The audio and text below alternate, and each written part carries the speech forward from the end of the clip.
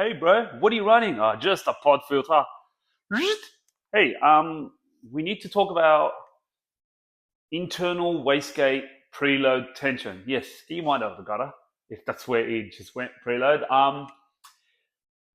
I did come up an issue on this car, and I noticed that there was a bit of a boost spike up high, and now I'm putting it down to preload. Now, what is internal wastegate preload tension? Well, there's a lot of videos online, but I'll give you my quick 2-second explanation. Then please do search it yourself. It will help a lot. Now, when I pulled the turbo apart, and I actually contacted the seller on eBay, I'm like, "What is your wastegate?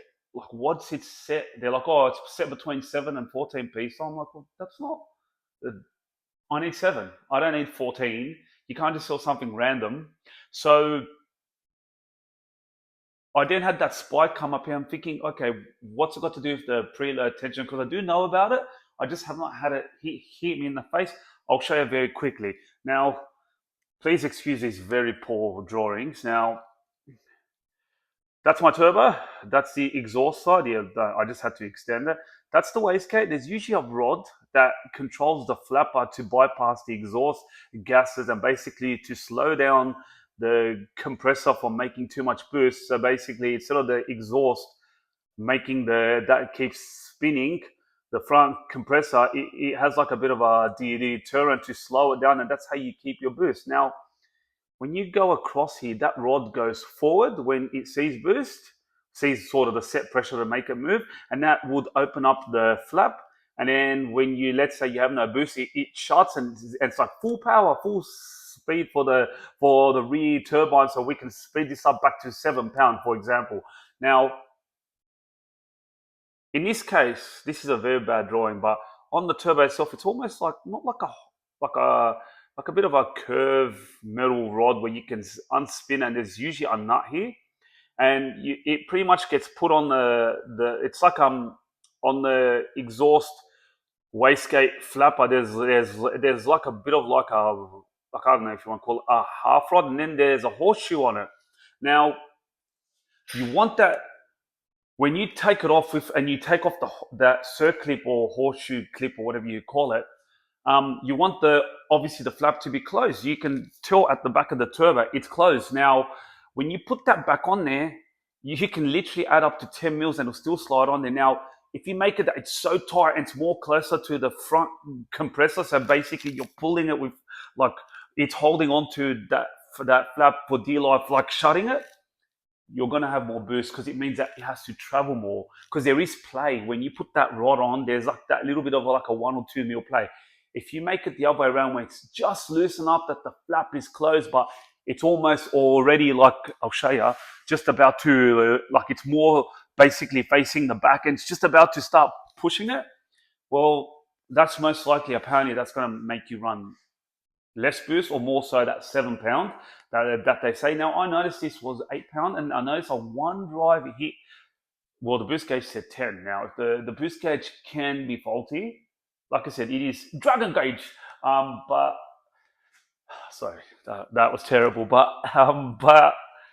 The, but I went home, jacked it up straight away because this is all part of the tune, and I said, let me just check the preload tension because I just remember making it tight.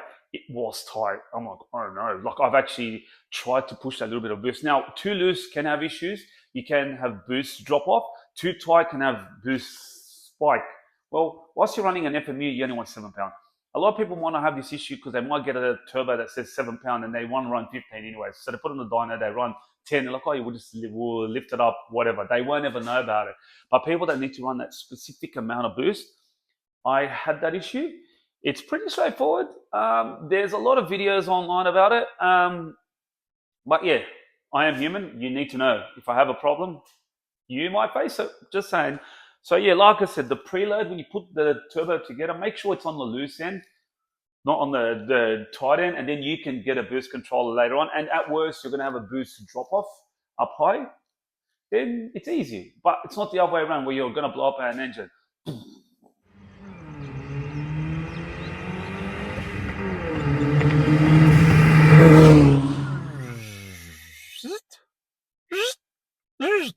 Okay, so back from the drive, and I hope it's not too dark in here. What are my review of putting a big turbo on low boost? Now, it sort of feels like a centrifugal supercharger, but it gets on boost a bit quicker. So the way I see it is big turbos need big boost. Big turbos with low boost, they don't affect the engine as much. I feel the car drives like you wouldn't even know it's turbo. Off boost, you wouldn't even know. There's no restriction, no nothing. It's probably easier on the engine, easier on the clutch, gets me better traction. But to be honest, the money's not there till second gear high and then third gear, and it'll probably just keep hauling ass. And big turbos that are oversized for the car, they generally make more peak horsepower on the dyno, but that's where third and fourth gear races, that's where the money's at. Smaller turbo would have hit hard. Like I said, this feels like a bit like a supercharger, like but like a centrifugal one, not a Roots. I've owned the Roots, big difference there, but it's still better than a centrifugal because a centrifugal doesn't hit peak boost pressure till basically redline because it's like a linear curve, whereas with this it's more like it goes but then just goes like it still finds its peak boost around maybe, I don't know, I've got to check it. I'm assuming around 4.5. So but you start feeling it like gradually in like first and second. Is it fun? Yes. Does it got traction? Well, yeah, if you shift quickly, yeah, all over the shop. Um, would this car make more power when I turn up the boost? Of course. I can imagine this turbo on 12 pound will really sing. I can picture it. It will decimate the small turbo. So, but low boost, maybe small turbo would have been away. Like I said, cheapest turbo, no regrets. Car's happy. Turbo barely heats up. It's not like the engine bay feels pretty cool just because I think it's sitting that low, the turbo, which please 30 mils higher. Sort of disregard what I say, but still a low mount still, you know, still has its benefits, I say. So yeah, it's definitely a turbocharged Hyundai Getz. I can call it a supercharged Hyundai Getz, but just telling you about the characteristics. So this is basically one of those turbos that first gear, yeah, second gear, woo, third gear, OMG, fourth gear just keeps falling. So it's a little Getz that probably thinks it's a V8 and an actually Aspretta one. Not the greatest off the mark and just keeps hauling ass. So yeah, until we put it on the dyno, we're not going to know exactly what it's doing. But I am going to do the little bit of a tune-up, a little bit of a bleed on the FMU, and we'll get it to the 11s on the AFRs. 12s is nice, but 11s, when it's a naturally aspirated car with no tune, it doesn't hurt, you know. Yeah, just thought I'd give you my review. If that was a 5-star rating, I'd give it the turbocharger characteristics maybe 3.5. But maybe hopefully longevity of the engine, maybe more of a 4.5. So yeah, it is what it is.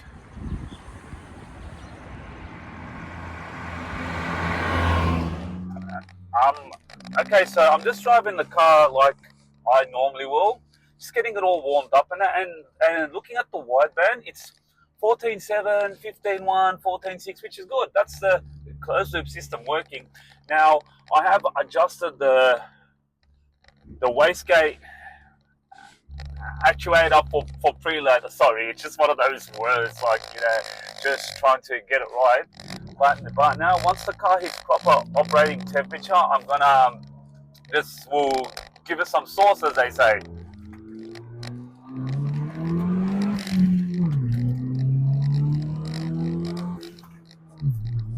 5 pounds, 6 pounds.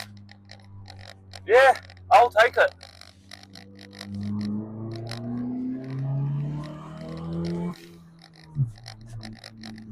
Okay, that was like 12.6.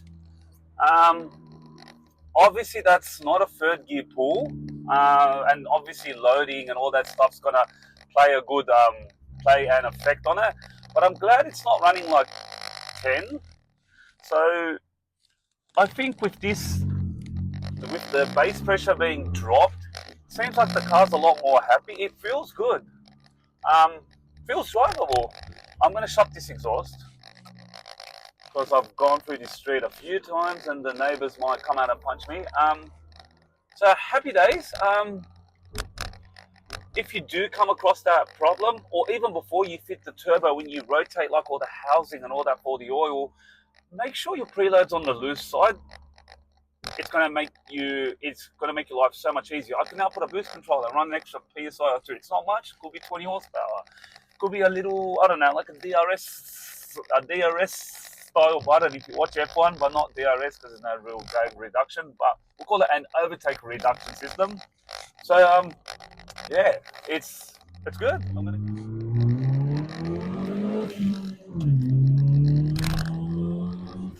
sick. Okay, it's around 11.4. That's what it looked like. Like I said, it hit a very low 10, but that was as I was coming off the throttle. So there must be something with like the slight slower reaction time on the FMU. But that's basically off throttle, so that's okay. And driving at normal, she seems happy. Um, yeah, that's cool. That's cool. I think the car's getting pretty close to be signed off. Signed off for daily use. I just disconnected the wideband. Firstly, I need to issue a bit of an apology. Now, that last videos, the ones with the same camera angle, I just noticed that there was a clicking in the whole time in the audio. I don't know if it's because I was running two mics or because this $19 wireless microphone setup. Remember, budget microphones. Yeah, I know. It's not such a good idea. They were making noise. So I'm hoping it doesn't get annoying for those that they turn their audio up. But it is very important footage, and I don't really want to redo it again because it drives like a normal car. If I didn't tell you it was turbo, and I told you just drive it to like 3,500 revs or 3,000, you wouldn't know it's turbo, which is good. Um, you never stop the R&D when you build your own car, and you never stop sort of following the numbers. So like because I've like, but the thing is, you sort of do relax there because it's like okay, car's tuned, it's fine. Yeah, maybe one day when the weather's like let's say a good 35 degrees, I'll pull out my wideband again, and maybe as well whenever it's like let's say 2 degrees in the morning, it's full icy. I'll pull it out and just make sure the car's in that happy window. But I'm quietly confident because it's sort of running on the safe side to start with. So if it did lean out a bit, it's still safe. And if you got a bit more rich, then it's not really that bad, you know. And also when you pull spark plugs out, they can sort of tell like a bit of a story as well. But generally, don't look too much into them unless they look completely like that, you know. Help me. Nah.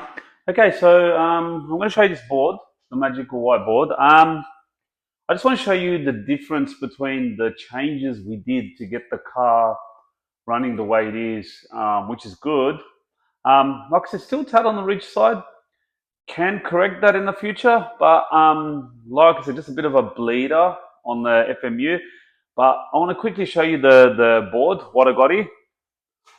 Now, we started off with a base pressure of 43 psi. Now the car sits at 30. That's basically what's running good on my car. Each car's a bit different. I'm just showing you like my numbers. The injectors we originally had the 162 cc, hence the 43 psi. They were the factory ones. We upgraded to the 206 cc, the EV6, so we can drop the base fuel pressure because we knew and FMU is around the corner. The FMU ratio when it was we originally had the 4-to-1 disc when we were doing the first batch of R&D. We ended up with the 80s-to-1. The boost, the preload, until we actually played with the preload tension, we're hitting 8 to 10 psi regardless of the injectors and the disc. Now we hit 5 to 6, which is good. Like I said, I can always turn that up a notch. You know, happy days, gain another maybe 10 horsepower or something, you know, an extra psi or two. The intake manifold temperature, which I still can log, Was around 48. Now it's around 45. That might explain because there's a bit less boost. The intercooler is doing a bit less work, and there's a few variables. But the science behind it is if you push the intercooler, things are going to get hot, and the core's not the biggest, but it looks like it's still in a very happy zone. And as for the air fuel ratios, on this setup, we were hitting between 13.5 and over 16. Now we're seeing around 11.0 to around 12.8. Now, that's not bad. That's drivable. I can forget about it. It's done. Project's over. But it's never project's over. You're always tinkering. You're always trying to perfect things. But yeah, just thought I'd run that by you guys so you know like where it was, what's been changed, what the numbers are, and it's a good reference point. Don't have to run an FMU. I've said it before. You can run injectors. I've heard change the fuel pressure regulator. You can run an engine management like this one in the future. Unscripted. But yeah, it's these are the numbers. They're looking better. And like I said, you just got to be patient and you need a wideband gauge. Don't just go off feel because if you're going to go off like touch and feel, just saying, you might need to invest in a new good set of shoes because I don't think you're going to have a car much longer. Ding ding ding ding ding ding ding ding ding ding ding ding ding ding ding ding. Yes, I'm not playing Mary Had a Little Lamb. I'm playing it on my SX Super Xylophone. No, it's not extreme. And that's not how you spell extreme. Although some people do. I don't even know what that stands for. How to save money. Now, when you buy your parts, I'm gonna be quick. With Amazon, not much sale. If you see it, you like it, buy it, move ahead. With AliExpress, don't always buy the first thing. It doesn't mean if it's free shipping, it's cheaper. Sometimes the price is half and the shipping is really big, but then it still adds up cheaper to get the one with shipping. You click on something, put it in your watch list. You're going to be surprised how quickly the algorithm starts finding the same product 10 times over. And sometimes you can save like 20, 30%. That's what happened with me. I'll come to buy something. I'm like, hang on, same thing, same item, cheaper. I did not even see that because it didn't even come up on the search. Use their algorithm to your advantage. Put stuff in the watch list. You'll see what I'm talking about. eBay in Australia, and this happens everywhere. There's always sales, but the sales, for example, for us, it was the Afterpay sale. This was late last year, and it happens again every year. It's 20% off, I think, store wide. So, but you get up to only $300 off, or something like some sale like that. So I bought my manifold, my turbocharger, and then like I thought I stuffed up because I needed more parts. And then literally when the sale ran out, they had this automotive sale up to $300 off in one big transaction. So what it was like, okay, I can load the cart up with up to $1,200 and get $300 off. When there isn't a sale, besides the normal shopping around, for example, let's say the thermo fans. The thermo fans, you type it in, they're like $25 each. 100 of them. Literally, it looks like they're coming from the same asshole. Sorry about the language there. What you do is you add 10 of them to your watch list and just wait. You'll see, 48 hours later, they'll start offering you 5% discount because you showed interest. You guys probably already noticed this. There you go, you save 5%. Just don't buy something straight away if you can wait up to 5 days. 5% here, 5% there. People laugh, but 20% on a $2,000 project is $2,400. I'd rather pay $2,000 and have the $400 ready for anything else or pay labor than just shoot myself in the foot. If you're doing a budget project, this is the first time I've done a budget project in my life. My last cars, sort of, there was no budget. You know, you go here, the workshop asks for 10 grand, here you go 25 grand on a car, and 10 grand, 8 grand. In fact, the cheapest turbo car I did prior to this one was $8,000. And I did 3/4 of the stuff myself. It was just the dyno time and the tuner. Basically, I had to pay for that. So this was fun, but there's ways to save money. Don't just think, oh, you must have got things on sale or you're lying about your prices. No, I'm not. But if you keep an eye for it, you're going to save $300-400. You can easy chop 10 to 20% off your project. And some things you should pay money for, like example, fuel lines. Probably wouldn't get it from China. No offense, Chinese out there. But things like fittings and that, they're either on or they're not. and brass fittings and that, they were so much cheaper to get them imported. But yeah, that's my 2 cents. How to save a bit of money and how I did it. And yeah, hopefully you can take some of that in and yeah, use it for yourself. Now we got to go to our board. Wish me luck. And did we actually turbo gets for $2,000? We already know we passed the budget, but what did we actually get to? Let's take a look. Okay. Honesty is the best policy, and when you're honest in a project like this, you gotta expect failure to your audience, but not failure to yourself. You sleep well at night. You ain't bluffing. So, what was our final total for a turbocharged Hyundai Getz? That's functioning. As for the extra, just me to bleed the FMU, that's maximum. Like I know I could do it for 10 or $15. The reason why is I did it to my other car. Remember the one I said I'm running an FMU? But let's just see what the actual total is. Now, as for the parts we did fit, it was the boost gauge was $21 pretty much from AliExpress, $21.39 for the fuel gauge, which is, remember, an oil pressure gauge, much cheaper, same thing. The FMU was $150. You can get a Spa FMU that replaces your fuel pressure regulator. Just remember that. I said that in an earlier clip. Gauge holder, $4.61. And this is my stuff up. $108 out. I had to buy an 8:1 FMU disc. $304.99. If I didn't need that disc, that would have been $204. Remember, I said I want to try to keep the total to 2,200.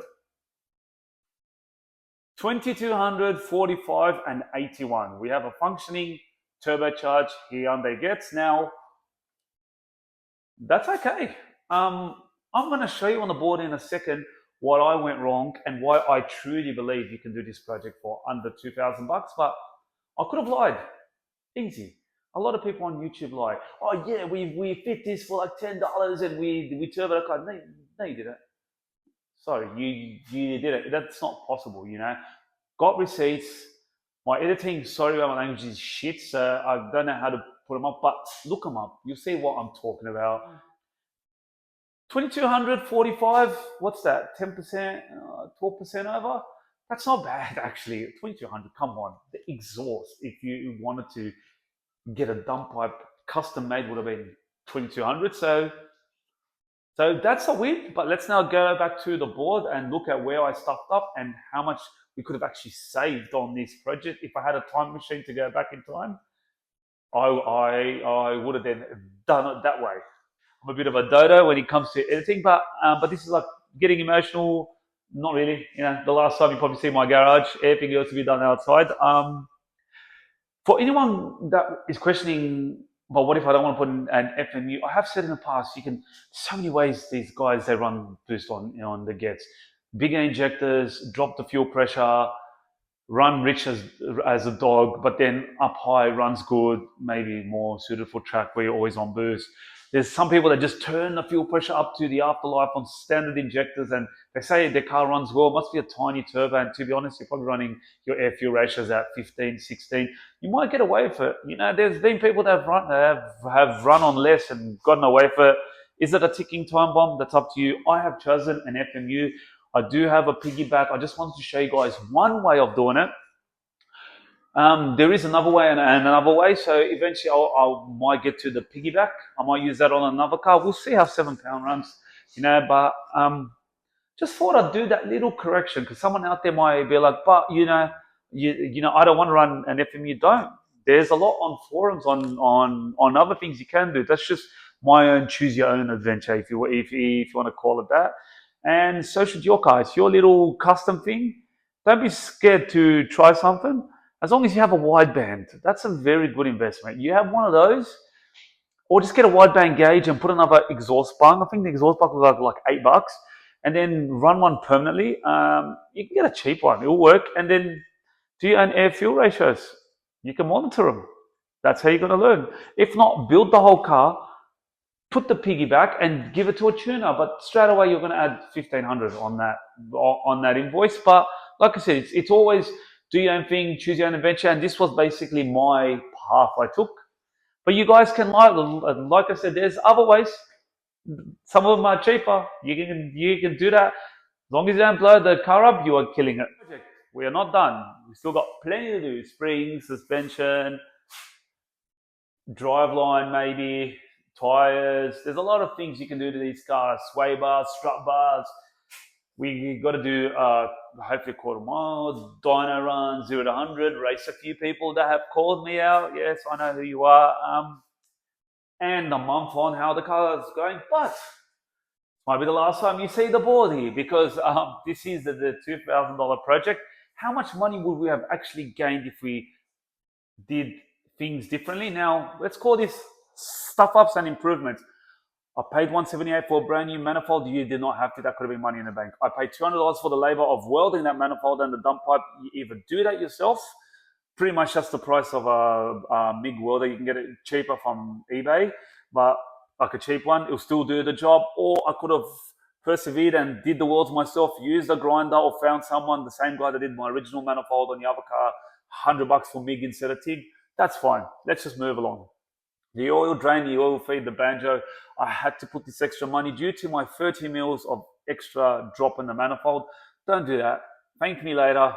Don't do my mistakes. Learn from it. The FMU disc 108. It was too good of an offer for me to not get that Vortec FMU with the 4-to-1 disc. But I knew this will happen because I originally calculated 8-to-1 with the slightly bigger injectors. We would have gained 561. And let's say we did the FMU swap. The FMU swap would have been, we get rid of the fuel pressure regulator and the FMU. That would have been $250 in the pocket. And if we got that Spa FMU, that's only $105 AliExpress in America. I think it's roughly the same price anyways. We would have gained another 145. So not only would we have gained 561, we could have been as much as $706. That would have taken the project to only 1684.81 and all the way down to 1539.81.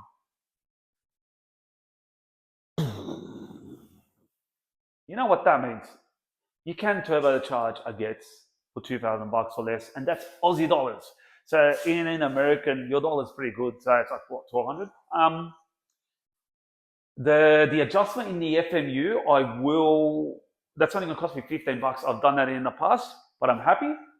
Can't complain. The car's working. The car's making turbo noises. We will do a follow-up video, so don't worry, this is not the end. Like I said, there's a lot of things I want to do for Getz. But did we fail? Slightly. Were we honest? 100%. If I did it again, will I save money? Yes. That would have been a $1,500 challenge almost. You got to do things yourself. That's the only thing I say is MIG welder. You can get them under $200 from eBay. It's a gasless MIG. Just get one. You can use ARC. I'm not too good with ARC. ARC's pretty cool if you know what you're doing. TIG, learn TIG. TIG's great. Whatever.